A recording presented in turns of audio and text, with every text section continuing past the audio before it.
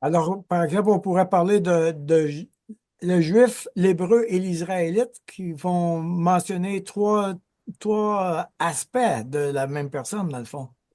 Oui, trois aspects, évidemment, oui, c'est ce que tu as bien dit, l'hébreu, du mot héber, Israël. On va voir d'ailleurs la définition d'Israël et figurez-vous que même les Juifs, les rabbins et ainsi de suite ont un problème à définir qu'est-ce qu'Israël. Alors, je vous lance un défi, allez-y pendant cette semaine, essayez de définir Israël d'après ce que les Écritures disent. Et c'est compliqué, pourtant c'est là, d'accord?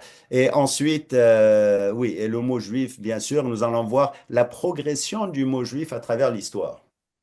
D'accord? Alors, c'est ce qui change, d'accord? Dans le temps de Moïse, c'était ceux qui venaient de Juda. C'est les Juifs. Les autres, c'était les autres des nations. Ensuite, ça a changé d'après l'histoire elle-même. Et c'est très intéressant de voir à quel point et pourquoi ça a changé, surtout dans l'Évangile.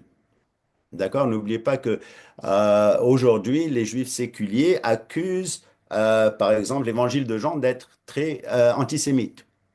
Parce qu'il dit, les Juifs ont tué Jésus ou voulaient tuer Jésus et ainsi de suite.